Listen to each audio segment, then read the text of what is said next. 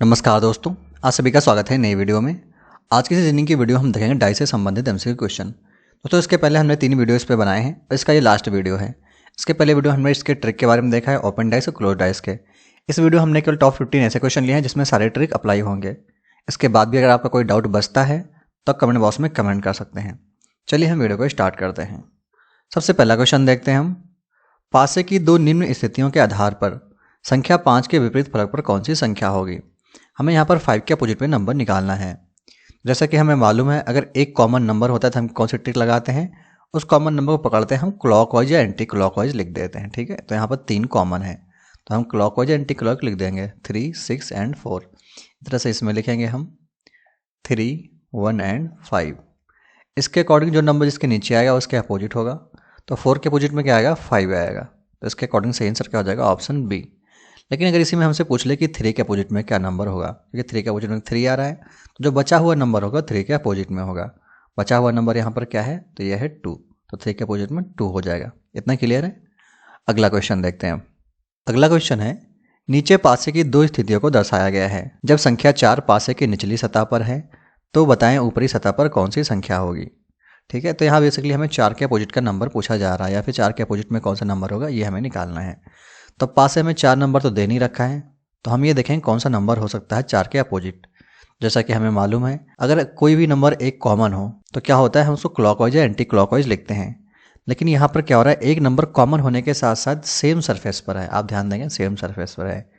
अगर same surface पर होता है तो सेम सरफेस वाले नंबर आपस में क्या होते हैं, अपोजिट नंबर होते हैं। जैसे कि यहाँ पर 2 6 के अपोजिट हो जाएगा, 3 5 के अपोजिट हो जाएगा। ठीक है, तो बचा हुआ नंबर क्या होगा, जब सेम है तो बचा हुआ नंबर क्या होगा, इसके अपोजिट में आएगा। तो बचा हुआ नंबर क्या है, यहाँ पर 4 है।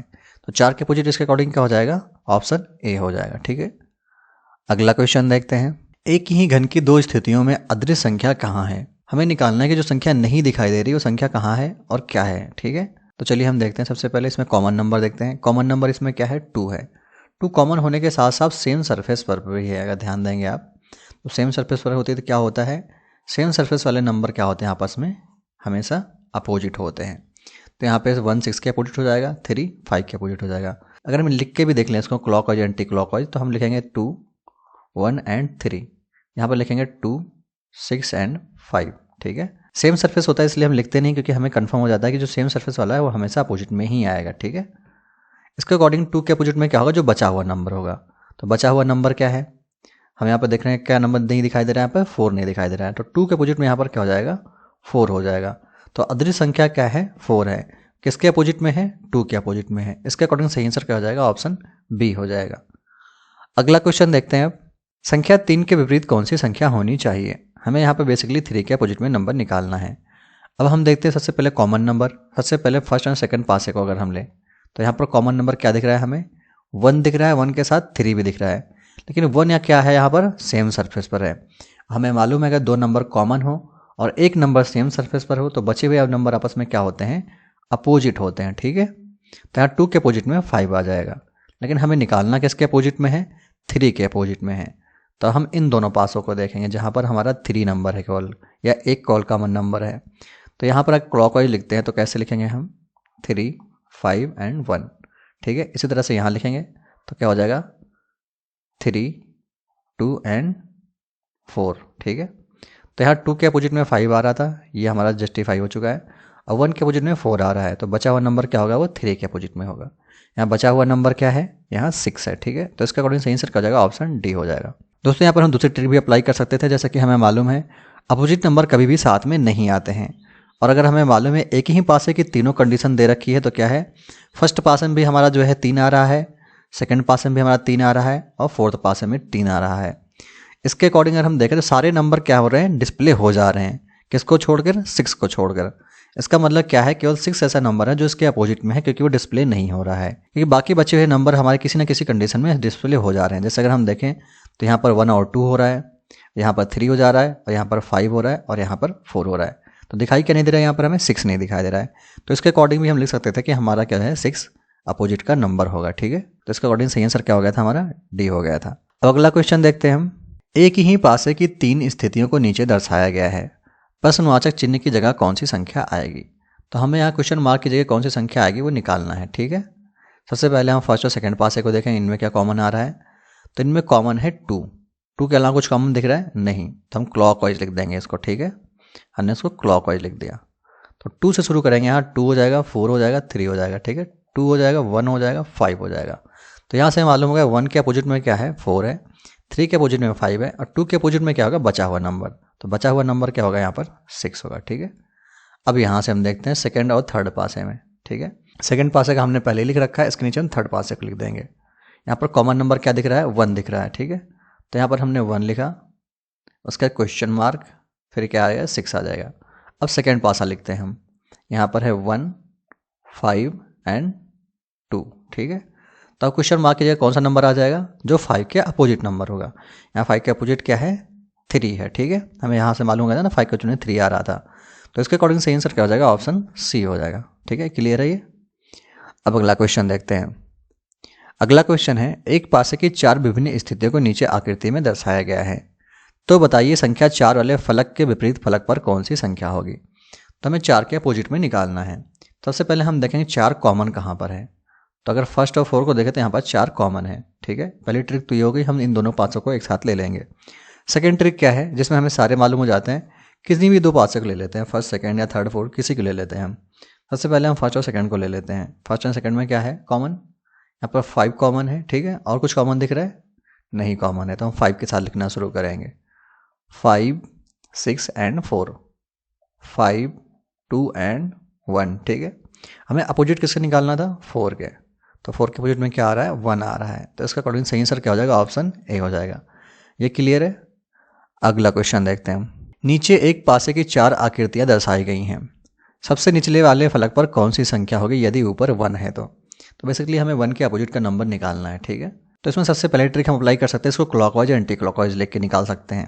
लेकिन अगर हमें लिखना ना हो तो हम क्या करेंगे, जैसे हम देख रहे हैं यहाँ पर 1 है, और इस पासे में भी 1 है, इस पासे में भी 1 है, और हमें मालूम है एक ही पासे की तीनों स्थितियाँ हैं, ठीक है।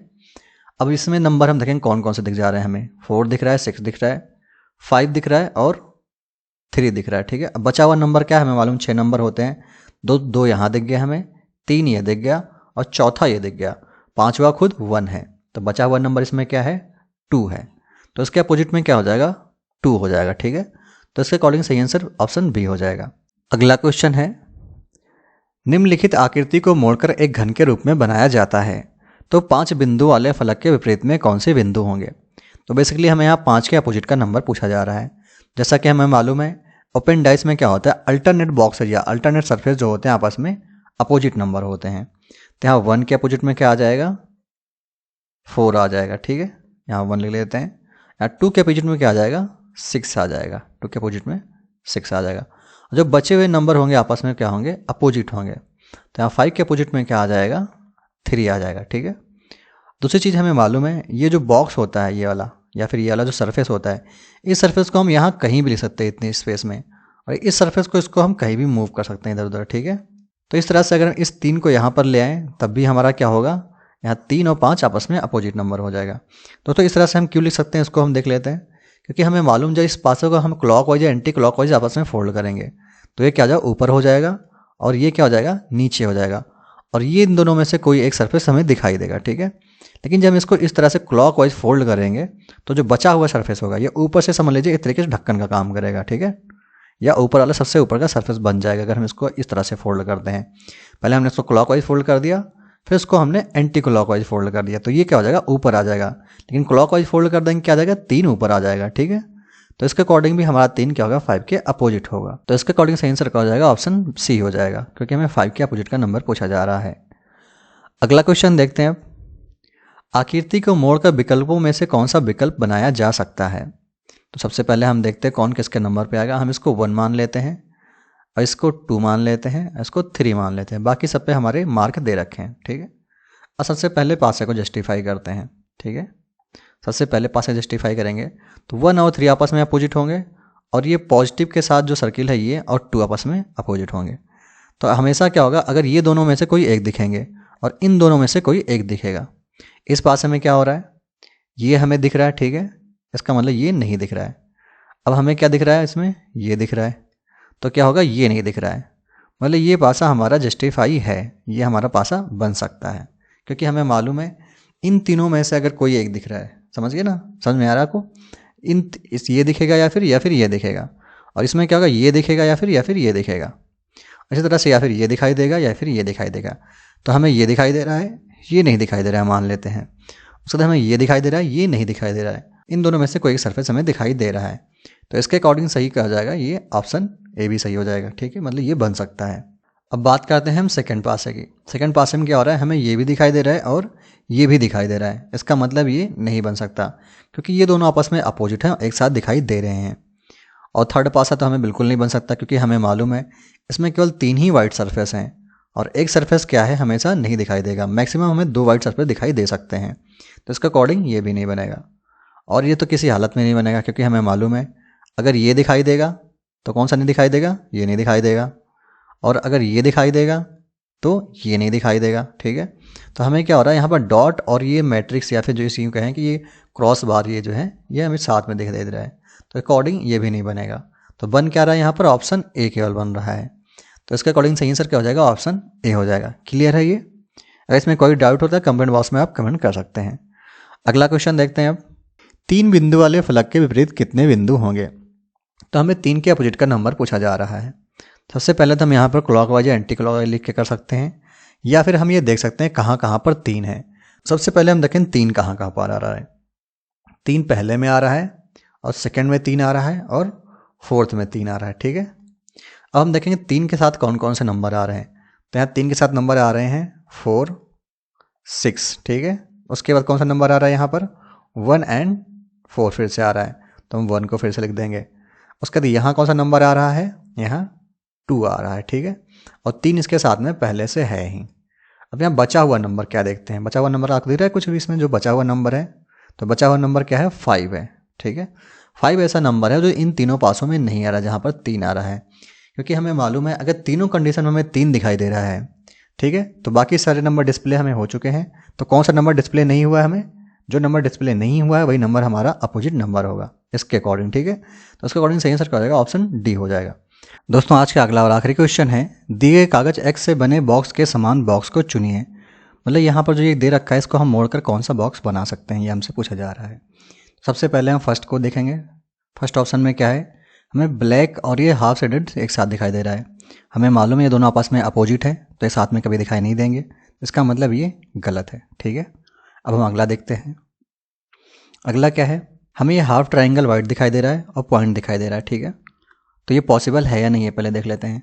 तो अगर हम यूँ देखेंगे तो हमारा क्या होगा, या फिर ये ऊपर आएगा या फिर ये ऊपर आएगा, ठीक है। इसके अकॉर्डिंग तो ये सही है, ठीक है। अब हम देखते हैं या फिर ये ऊपर आएगा या फिर ये ऊपर आएगा, इसके अकॉर्डिंग ये भी सही है। अब यहाँ पर क्या आएगा, वाइट सरफेस हमारा एक कोई आएगा, तो इसके अकॉर्डिंग ये भी सही है। मतलब 2 नंबर जो है हमारा बन सकता है, ये सही ऑप्शन हो सकता है, ठीक है। अब हम सेकंड देखते हैं, सॉरी थर्ड देखते हैं। थर्ड में क्या है, हमारा ये ब्लैक और ये दोनों साथ में आ रहा है, ठीक है, मतलब ये नहीं बन सकता है। उसके बाद यहाँ पर क्या हो रहा है, यहाँ पर हमें 2 वाइट सरफेस दिखाई दे रहे हैं, और 2 वाइट सरफेस किसी कंडीशन में आ सकते हैं जब हमारा ये पॉइंट ना दिखाई दे, क्योंकि हमें मालूम है इसके साथ में एक वाइट सरफेस आ रहा है और ये 2 वाइट सरफेस एक साथ आ रहे हैं, ठीक है। इसका मतलब ये भी नहीं बन सकता है। तो बन कौन सा सकता है, केवल ऑप्शन 2 बन सकता है। तो इसका अकॉर्डिंग सही आंसर क्या हो जाएगा, ऑप्शन बी हो जाएगा। केवल 2 नंबर जो है जो बन सकता है। आई होप आपको ये टॉपिक क्लियर होगा। फिर भी इस टॉपिक से अगर कोई डाउट बचता है आपके पास तो आप कमेंट बॉक्स में कमेंट कर सकते हैं। मिलते हैं दोस्तों नेक्स्ट वीडियो में।